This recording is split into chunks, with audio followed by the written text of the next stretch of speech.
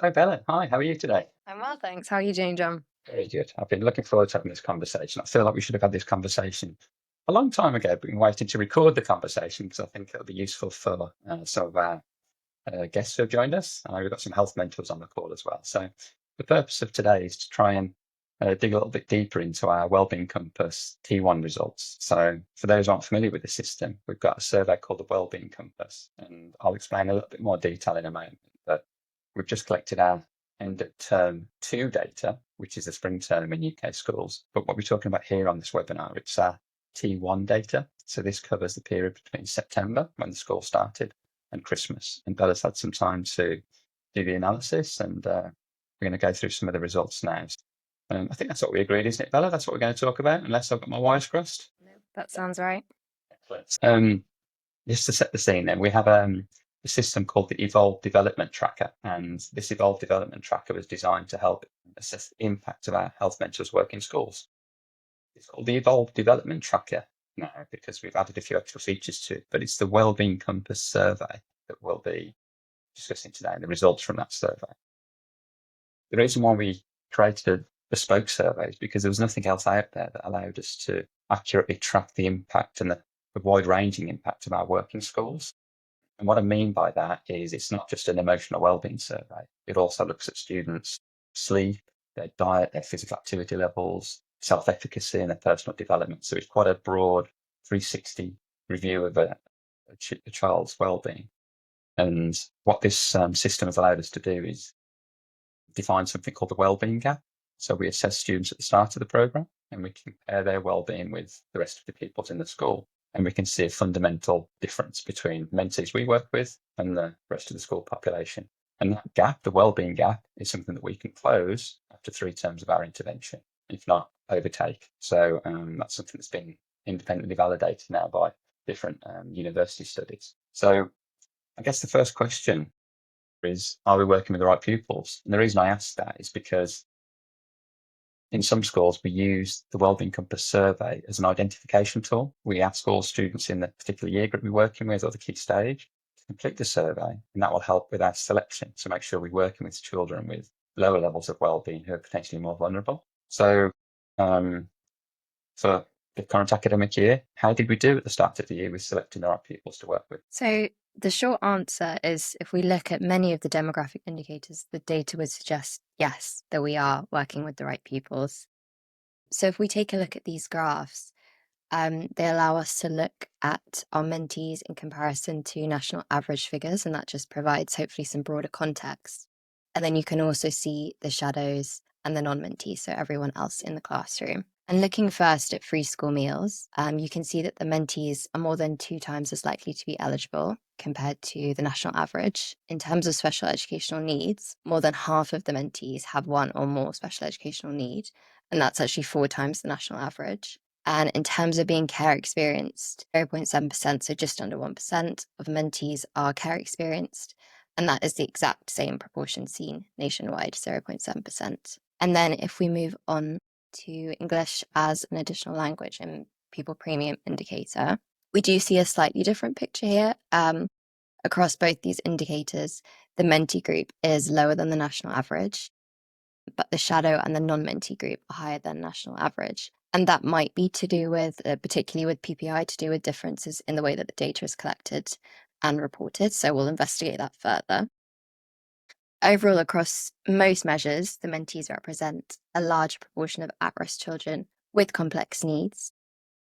And just to take this one step further, thinking about the non-mentees and the shadows, because we see quite a similar pattern here, and actually that's across pretty much all the indicators, free school meals, EAL, special educational need, and care experienced children, they're higher or equivalent to the national average. So overall, it looks like Evolve's working with schools in boroughs with high levels of deprivation and disadvantage. And I think that's really true to their mission. So that's really, really positive. Thanks, Paula. Yes, I'm fascinated by the concept of the shadow mentees because I know this is a term that we've introduced into schools because it was no longer sufficient just to show that the pupils that we were working with were improving in those wellbeing domains, because quite rightly people might say, well, at a lower starting point, they were just catching up and they would have done that anyway, regardless of your intervention. And it's not a control group. And I know there's lots of talk about the use of randomized control trials in projects like this. So it's not a randomized control trial by any stretch of the imagination, but we wanted to try and identify pupils in schools who had similar demographics and similar levels of well-being at the start of the year. And unfortunately, we have a capacity challenge. We can only work with a certain number of mentees. So those that didn't make it onto our caseload will be referred to as shadow mentees. And the hypothesis is that we would close the wellbeing gap with our mentees, but those shadows who were on the waiting list, I guess, for our intervention, their wellbeing wouldn't improve over time. So I know we're getting on to now the question about whether or not we made a difference, but I think still focused on that point around selection and are we working with the right pupils. I think if we were to use the wellbeing compass system across whole school year groups, whole school key stages, not only would we be able to select students with a greater degree of confidence that they're the right students for us to be working with. But I think we'd also be able to identify better shadow mentees for comparison purposes. Is that something that you've managed to look at yet in the analysis? That's not something that I've managed to look at yet, but definitely could be an area of focus for the future. It's something that would be really interesting to explore. And I think particularly thinking about interventions such as Accelerate, where my understanding is that the Wellbeing Compass is used to identify which pupils would most benefit from that intervention. It's really important to understand the potential of the EDT as a tool to kind of help us select, alongside the schools and the teachers and their expertise, which pupils would most benefit. So it's definitely an area of interest in terms of future research. I'm just going to put it up on screen here because I was looking at some of the data for our schools in London, and it's an interesting picture. And we've got the green line here, which shows our mentees. And I think this reinforces the point that you found with your analysis, where we are selecting the right pupils at the start of the year, the ones who are most appropriate for our intervention, because they're the ones who are really suffering with their wellbeing levels at the start of the year. And you can see the improvement there from T0 to T1, which is what we'll dig into a little bit later. But for me, it would be nicer if those shadow mentees had a slightly lower starting point too, because we're not necessarily comparing the progress of our mentees with shadows who have a similar starting point. And there's definitely some more work we can do here as an organisation to educate our school clients about the use of the Wellbeing Compass survey, not just to track impact, but to select the right mentees, but also to select the right shadow mentees so that we can assess the impact of our intervention to make sure that it's working in the right way. So there's some more work to be done there, but I'm pleased to know that it'll be appearing more and featuring more in your analysis as we go through the year. So back to that question about whether we're making a difference there. So there's some information on screen there regarding T2 because our data collection window has just finished before the Easter break. So I know you've been moving on to that very quickly after Easter. But in terms of T1 data, are we making a difference or is it too early to tell? It is early to say, and obviously we're interested to see how the mentees do across the year, thinking about that well-being gap. But I would say that the initial descriptive results, so looking at the averages, we see a positive picture. And you can see quite clearly visually on this graph, in the mentee group, there is an overall difference from baseline to the end of term one. In the shadows, we see a small decrease of 0.75%, and that is a turquoise line that is just hidden behind the green line. But it is there, I promise. And in the non-mentees, the green line, there is just no change at 0%. But in the mentee group, 1.75% increase, which is positive. And I think what's perhaps even more exciting is that we actually see an increase across every single domain. So these are the 3 domains with the biggest increase, and you can see those percentages at the bottom: emotional well-being, sleep, and physical activity. And sleep and physical activity are quite interesting ones because these are the domains with the lowest baselines for the mentees, but actually across all 3 groups. So the shadows and the non-mentees also. And that just suggests that these are probably areas universally that young people are struggling with. But the positive changes here indicate that health mentors are really effectively targeting the intervention, tailoring it to the needs of the young people that they're working with. So that is a really positive finding. And then moving on, we see Further positive changes across all these domains, as I say, so personal development, self-efficacy, and diet, 1.5%, 1%, and 0.75% in that order. And diet is an interesting one. It's particularly hard to modify diet, particularly perhaps for younger pupils where there's just kind of total parental control, or a lot of parental control at least. Factors such as socioeconomic status, cost of living, etc., mean that it is just quite difficult to modify. So I think the fact that we do see positive change here is really quite impressive, and it suggests that where the young people do have some choice or some control over their diet, they are making positive choices. So that's really fantastic. And then just thinking about the non-mentees and the shadows, there's more variation in these groups, which we'd kind of expect from looking at the overall percentage change across the wellbeing compass. In shadows, we see improvement in emotional well-being and diet, but all the other domains stay the same or they decrease. And in everyone else, the non-mentees, we see improvements in sleep and diet, and all the other domains stay the same or decrease. And actually, physical activity is a really interesting one again here. We see a noticeable decrease in the shadows, 4.25%, and that's actually the biggest change, increase, or decrease across any of the domains and across any of the groups. And we also see a decrease in the non-mentees. That's quite a small decrease, but it's a decrease all the same. So I think, again, when we kind of position that against all the increases we see for the mentees, it just makes it all the more impressive, those increases in the mentee group and physical activity.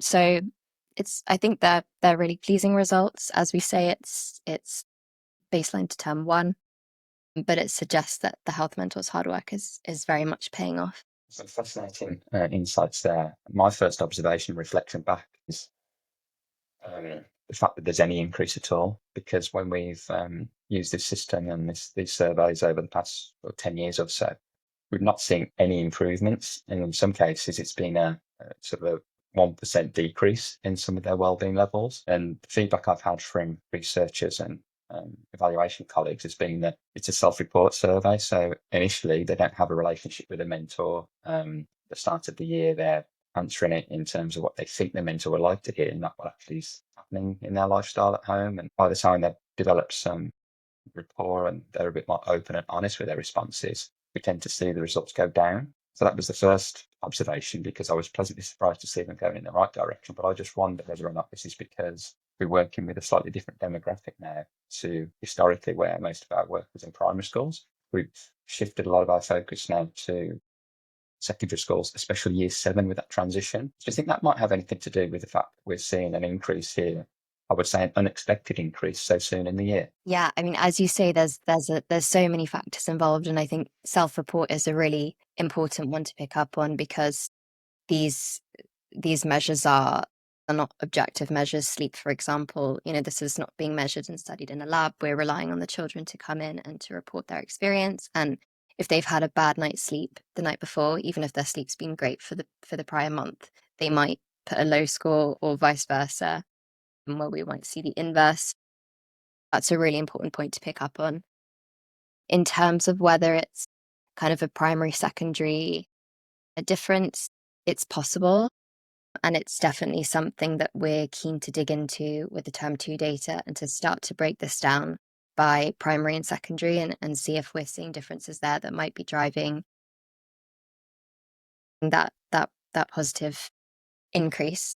So time will tell, I think, is the answer to that. Yeah, well, it's interesting, because when we've looked at the data ourselves in the past, we tend to generally say to schools when we're talking to them, don't expect to see anything in term 1. It's generally a 0%. It's fairly flat lines. Term 1, you might see a 5% increase, but then by the end of term 3, there's another 10% on top. So it's a 15% cumulative increase from September through to July. And that's why we've been championing long form mentoring, as it's referred to, rather than a short 6-week intervention, because mentoring is effective when that relationship is solid and the rapport is there. And it's very difficult to do that in 6 weeks. Even 12 weeks, we're showing it doesn't really happen. But I just wonder whether working with older students in secondary schools may allow those bonds to form a little bit sooner.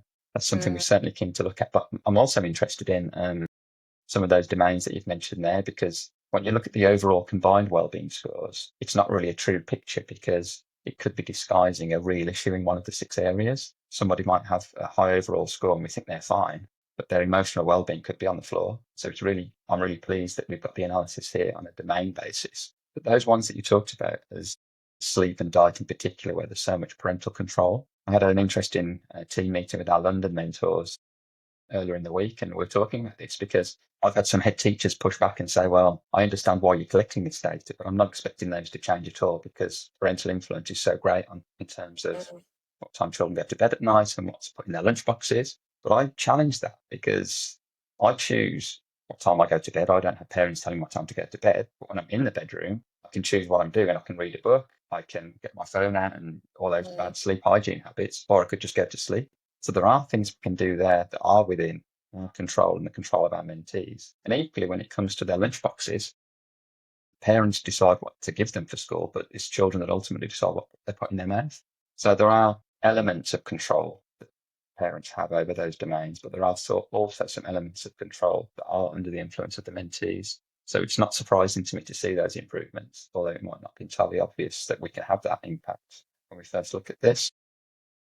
Just sticking up with the point of domains here, because I think there's something interesting regarding how our health mentors work on a day-to-day basis. At that same team meeting, I was reassured really and encouraged by the fact that our health mentors are looking at the data themselves. They have access to the system. And as soon as in this case, T2 data is collected, they log in to see not just on a school by school basis, but the individual mentees they're working with. They're looking to see if the improvements are there and also where to focus their efforts and the focus of their mentoring sessions in the following term.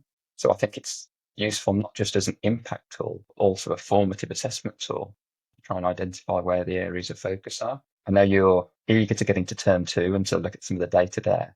And I'm wondering whether or not we can do a little bit of analysis on a domain by domain basis and try and map that across to the interventions that the mentors are doing, because it might be that we're focused on a particular theme with an individual. It may be that let's say their sleep and diet habits aren't the best. So it's a focused mentoring program that's developed for that young person. It'll be interesting to see the impact of that as opposed to a more generic program where they're not focused on those areas. Is that mm. something that you're able to look at in team 2, or what is the focus for your insights and analysis when you look at the term 2 data? I think for term 2,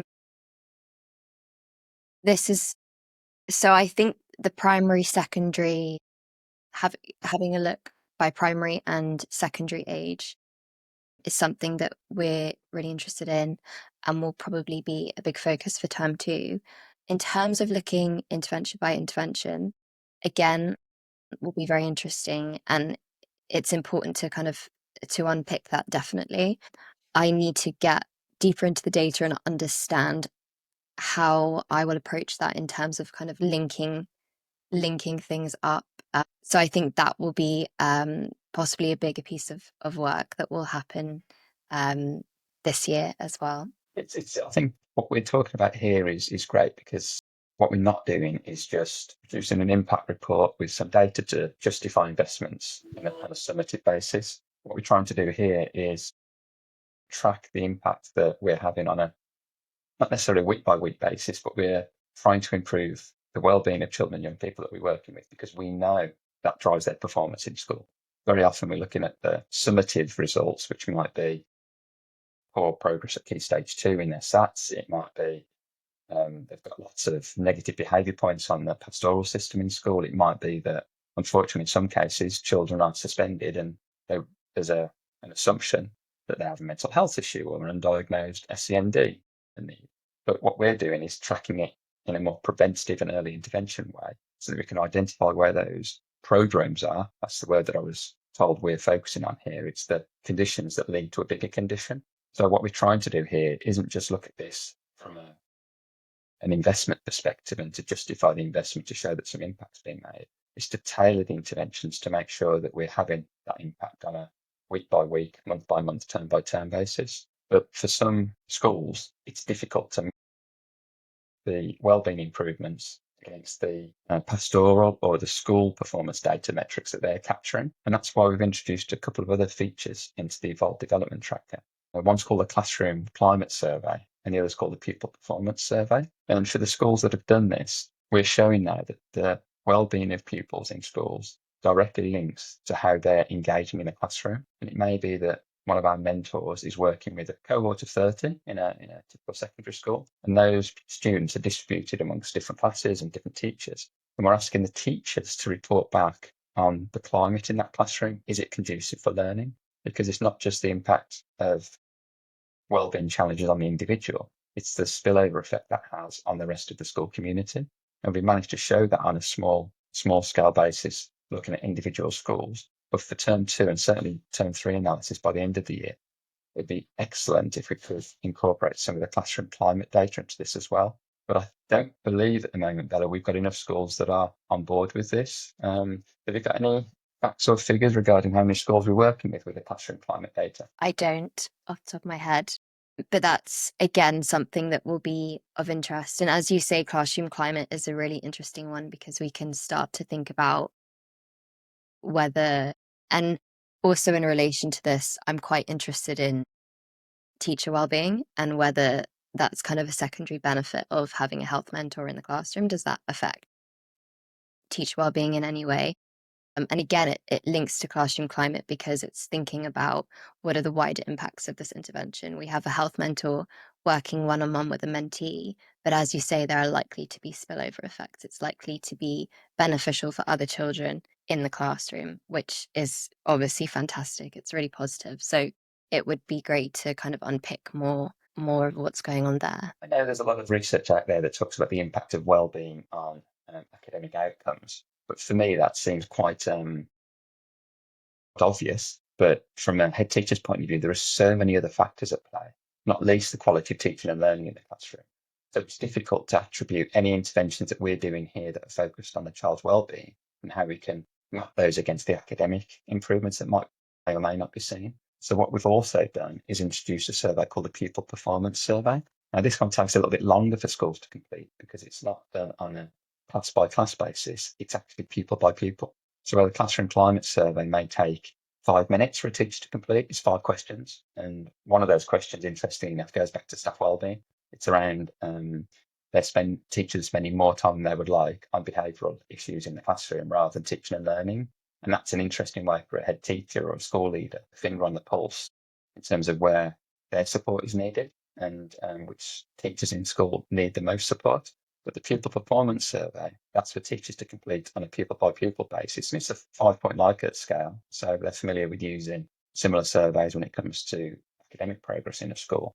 But this is drilling down on a pupil by pupil level to the learning behaviours that they need to be exhibiting to drive the improvements on school performance. For example, one of the questions in there is about whether children can sustain attention for the required amount of time in the classroom. And as a result of mobile phones, and there's a lot of publicity around mobile phones in schools now, children's attention levels are deteriorating. So the combination of the wellbeing survey, classroom climate survey, pupil performance survey really will give a holistic view on that child's performance in school and whether or not any additional intervention is needed before we get to these summative measures such as detentions, isolation booths in some cases, internal exclusion hubs. So what we need to do as an organisation, I feel, is ask more of our schools to support us with the classroom climate and pupil performance surveys. So just from your perspective as an independent researcher here that's looking at the data, what will that add to your insights and evaluation at the end of the year if we had that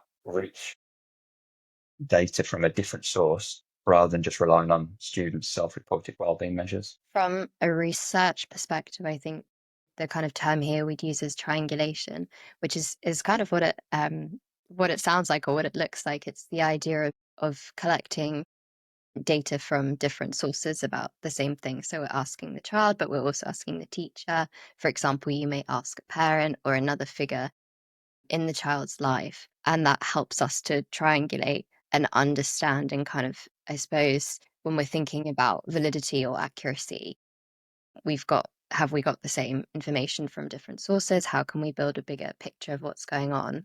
And again, we've talked about self-report, and that's helpful here, because so many of these items are self-report, if we can ask the child, but we can also ask the teacher or the parent, we can understand with a little bit more accuracy, perhaps, what's going on for them.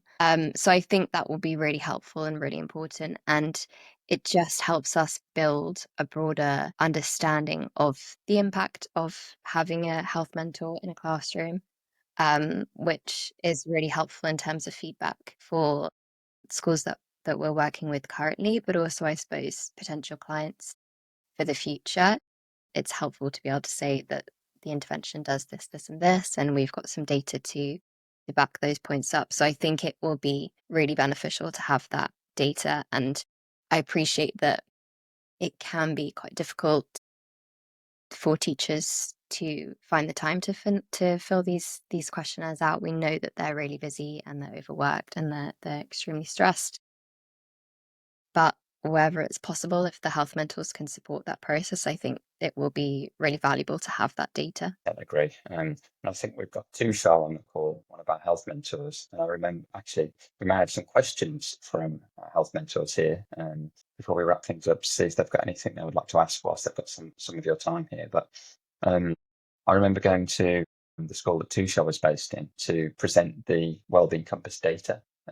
And although the teachers have access, they all have their own accounts. It was an opportunity during one of their staff meetings to just share the findings from T0, which was at the start of the academic year. So in September, we just did a snapshot, and lots of these surveys that are available do exactly that. They're used just to put a finger on the pulse, have a snapshot, but they're not designed to be used on a formative basis and to collect so many regular, frequent follow-ups. For example, there are a number of international schools that we work with that use a survey, and it's done on an annual basis in some cases, but in some cases every 2 years. And it's sometimes difficult to see, well, there's a really concerning result here that I've just noticed. And they might put lots of interventions in, but they're not going to know the impact of that for another 2 years. So the frequency of this survey is important. At the end of each term, it's just about doable. It's not asking too much of schools. And especially once they're in the routine of completing them, they can do it on a whole class basis. It takes 15, 20 minutes to do, works fairly seamlessly.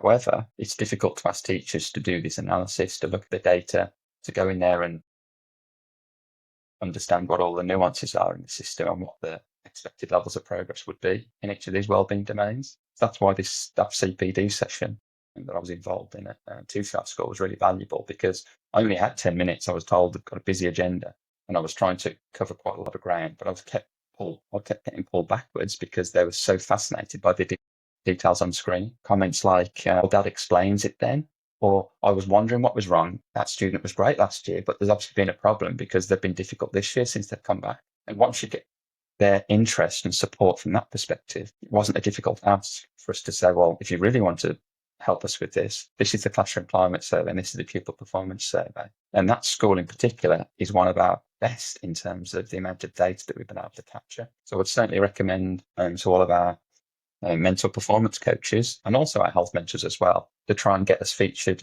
within their CPD schedule for the year so that we can report some of these findings back. I know we've just come to the end of, or coming to the end of the spring term in some local authorities. I know London schools have already broken up, but it'd be interesting to go and report back not just the T0 data like we did then, but some progress data. And we've got the T1 and the T2 collection points now. So I think it'd be a really rich conversation with staff. Just put some of this information on screen and just talk through some of the results with them, and maybe even ask them to collect the classroom climate and pupil performance survey with us at the end of the year. We're almost at time here, so I'm just looking in the chat to see if there are any questions. Is it possible if I can just make a few points about the data that I think we've discussed that it would be important to cover? Sure, feel free by all means. Great. Just a few quick things, and we've talked about some of it, but just to say, this is baseline and term one data, but it doesn't include all of the term one data. It gives us a really good snapshot, but it was exported prior to the window closing, just to do with kind of reporting needs. So just to flag that. And actually a relevant point there is to talk about data cleaning, and data cleaning, in case you're not familiar, is just to do with how the data is kind of being prepared before it's analyzed. And we're working with the EDT developers on this to make sure that the way that the data exports are being cleaned matches the way the data is cleaned on the EDT. And that will just mean if you look at these reports or you look at the EDT, your numbers will match up exactly. At the moment, they probably won't match up exactly, and that's why. So just to be aware of that. And I suppose the final point is just to say that this is descriptive data. We're looking at means, averages at the moment. So it doesn't reflect all of the nuances of the data. And I think probably at the end of the year, when we've got data from all the time points, we'll be looking at some inferential analysis, some good old stats. So that will come with time, but just to flag that we're just looking at averages at the moment. That was useful. I know we've had some interesting mathematical debates about averages of averages, and you've introduced into a new word, cardinality. I didn't understand what that was, but myself and our web developer colleagues are very pleased that you found out what that was and where the discrepancy was in some of the data that we're looking at. So thanks for doing that. So I'm just going to put on screen a question we've had here. So would a parent survey be possible? Difficult logistically, it would be a great dimension to the wellbeing data. Do you have any views on that, Bella? So I think that's a really great question. So thank you for that. This is something that I have discussed a little bit with my PhD supervisors, just thinking about kind of potential research avenues. I think, as you say, it could be a real challenge with data collection, and particularly when we're thinking about our mentees who may be from more disadvantaged or challenging backgrounds. It may be particularly difficult to get parents to complete those surveys because they may have such limitations with time or maybe less kind of, I suppose, investment in research. So it's a really difficult one because I think it could add value, but as you say, it could be logistically quite tricky.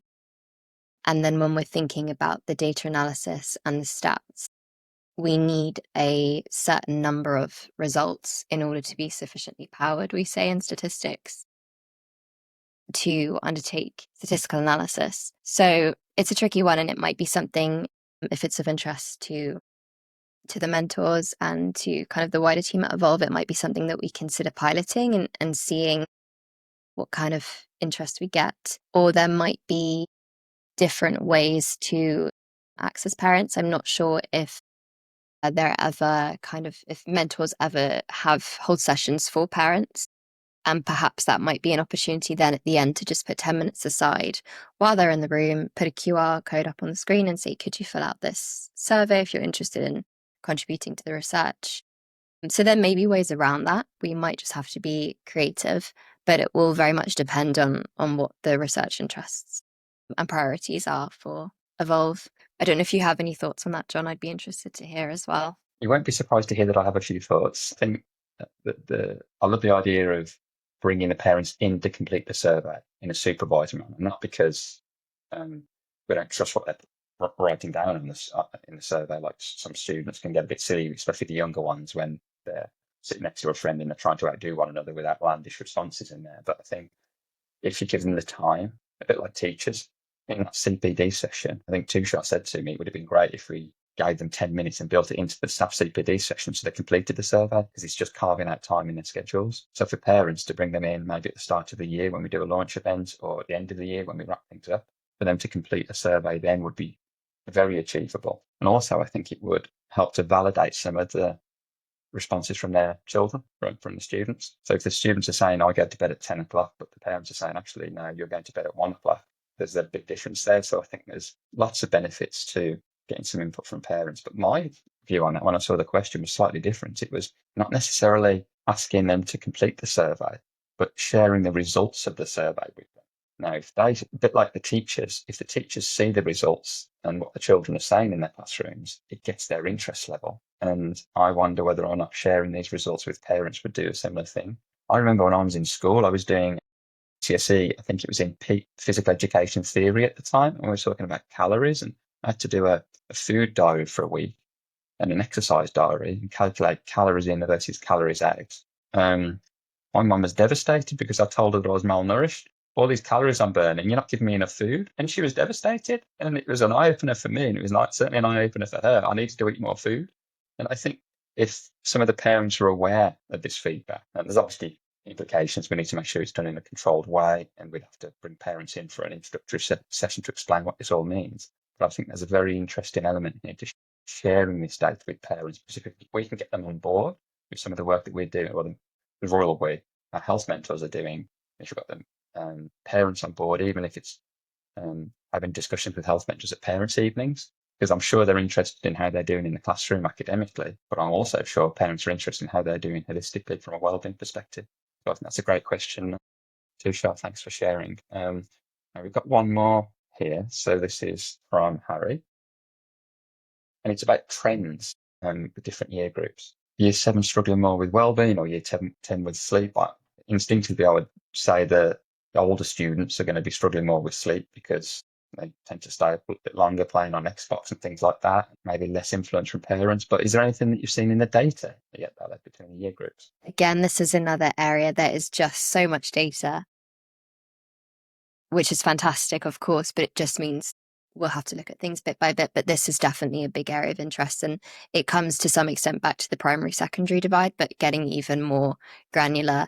And as you say, Harry, sleep, definitely we would expect to see some differences across the adolescent years and also in comparison to primary, which might be interesting. We know that there are biological changes that are happening for teenagers. They are going to bed later and they would like to get up later, but of course they can't because schools start quite early in the day. So they're not getting enough sleep. We know that. So it would be very interesting to see if that's reflective in the data. And I guess, again, that's almost another sense check in terms of, are they reporting, or is there some kind of social desirability bias in terms of what they're reporting versus their actual reality? So that would definitely be an interesting area to look into for the future. And thank you for that question and that point. I think it's a really important one because we need to tailor our interventions for the age of the children that we're working with. And we tend to do that by personalising content. But if we know there are particular risk factors, so for example, if we know that emotional well-being is threatened in year 6 and year 7 around that transition point, and we know this anyway, and that's why we've tailored some of our mentoring programs, such as Accelerate, to focus on that key transition point. But there might be others that we're unaware of. So that would be a really fascinating thing to look at as the year goes on. There's also stuff just in terms of the work of our teacher colleagues in the classroom. They can have the most amazing, wonderful experiential learning experience in the classroom for 45 minutes talking about geography or maths or English. But if the child's up late at night, not getting good quality sleep, not getting enough of it, nothing's going to be remembered. That's how the brain works. So learning, memory formation happens when we're asleep at night if we get into those deep sleep cycles. So we've got a really important role to play there with sleep. And I think it's not just what the teachers do in the classroom, it's what we can do to support from the mentoring perspective, but also what the parents can do to reinforce some of those messages. And I'm sure a lot of parents just aren't aware that all of that learning happens whilst we're asleep at night. So there's a real interest in getting parents more involved in our programs. And that comes through in the 2 questions that we've had there. But I'm conscious of time. We need to wrap things up here. So thank you, Bella, for your time and for all your insights and efforts on the analysis so far. Really excited to be working with you over the next 3 more years. So we've got a long time to go on this journey. This is just the start of it, but it's nice that we're able to share some of these insights. And I'm looking forward to meeting up with you again when we've got some term 2 data to analyse. So looking forward to it. And thanks again, Bella, for your time. Thank you. And thanks everyone for listening, for your questions. Yeah. And a big thank you. Thanks, everyone. Bye.